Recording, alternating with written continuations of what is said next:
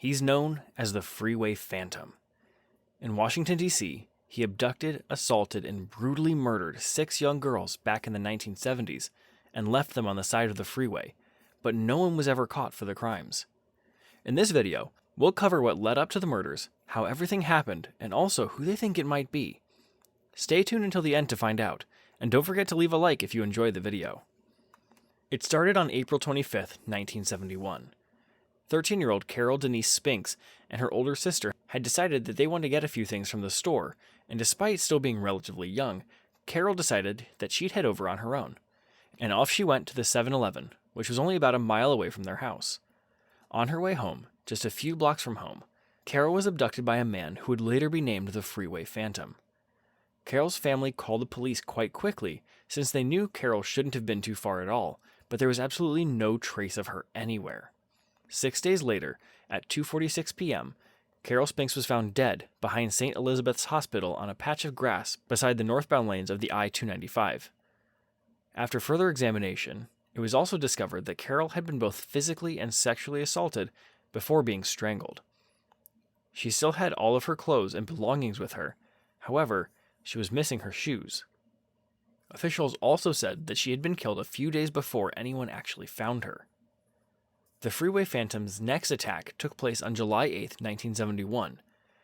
Darlenia Denise Johnson, who was only 16 years old at the time, was going about her regular summer routine where she worked full-time at the Oxon Hill Recreation Center, but she was abducted and taken away by the Freeway Phantom while she was on her way in. However, this time it was a little different than it was with Carol. This time, there was a witness. It is believed that Darlenia got into an old black car of some sort, driven by an African-American male, shortly after her abduction. Despite relentless search efforts from friends, family, and local authorities, Darlenia's body wasn't found until 11 days later. But the part that raised the most suspicion at the time was the fact that she was found less than 15 feet from where Carol Spinks, the Freeway Phantom's first victim, was found.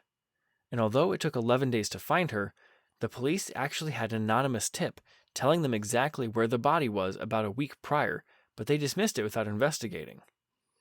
They could have been on the phone with the Freeway Phantom, but they just didn't take it seriously.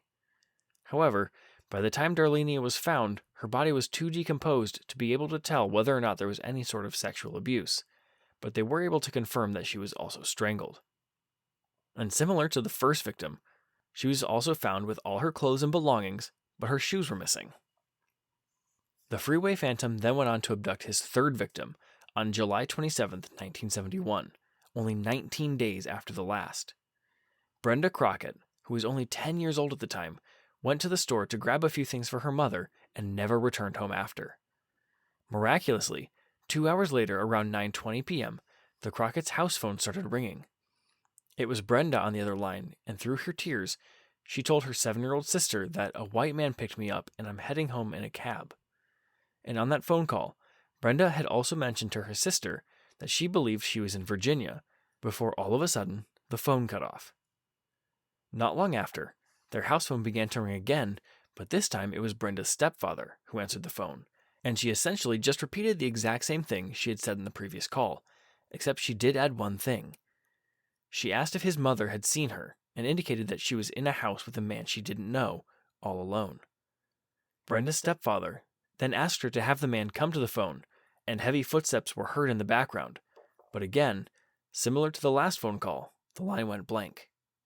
Just before 6 o'clock in the morning the next day, Brenda's body was found by a hitchhiker. Her body was laying there in plain sight on U.S. Route 50 by the Baltimore-Washington Parkway in Maryland. Just like the others, she had been sexually assaulted and strangled with a scarf around her neck, and again, she was found without her shoes. It was now becoming increasingly apparent that there was a serial killer on the loose. The Freeway Phantom abducted his fourth victim on October 1st, 1971, just over 1 month since the previous victim. Around 7 p.m. that night, 12-year-old Ninamashia Yates was walking home from a Safeway store. Unlike the others, though, the fourth victim was found within only 3 hours of the abduction. Again, she was sexually assaulted, strangled, found without either of her shoes, and her body was also located within about 50 meters of the freeway. A witness said they thought they saw her getting into a blue Volkswagen, but despite the investigation, the lead didn't end up going anywhere. After the fourth victim found along the freeway, this was when the Daily News published its first article about the Freeway Phantom, and this was the article that was responsible for giving him the name. Just over a month after the fourth victim, the Freeway Phantom attacked his fifth victim on November 15, 1971. The victim was Brenda Denish Woodard, and she was only 18 years old. After having dinner with a classmate, Brenda boarded a city bus at about 11:30 p.m. Her body was then discovered about 6 hours later. She had been strangled, but this victim was a little different. She was also stabbed multiple times and still had her shoes on, but there was a note left in her pocket. It read, "I will admit the others when you catch me, if you can. Freeway Phantom." Based on the writing samples, though, it was determined that the note was not actually written by the Freeway Phantom, but it was actually written by the fifth victim, Brenda Woodard. According to experts, the way it was written didn't indicate any signs of duress while it was being written down, which could imply that Brenda may have actually known her kidnapper. After the first 5 victims, the Freeway Phantom waited nearly a full year before attacking his final victim, Diane Denise Williams. On September 5, 1972, 17-year-old Diane was over at her boyfriend's house visiting. After she left the house around 11:20 p.m., she was seen boarding a bus just a few blocks away. But then, just a few hours later, her body was found alongside the I-295 with obvious signs of strangulation. Similar to all the other victims, her shoes were missing, but this time there were no signs of any sexual assault. Now, more than 50 years later, the Freeway Phantom hasn't been found. Although there were numerous investigations, countless hours of police work were put into the case, and even a reward of $150,000 at one point, it is believed that the Freeway Phantom will never be caught. If he's even alive still, that is. No one truly knows what happened in this true crime mystery.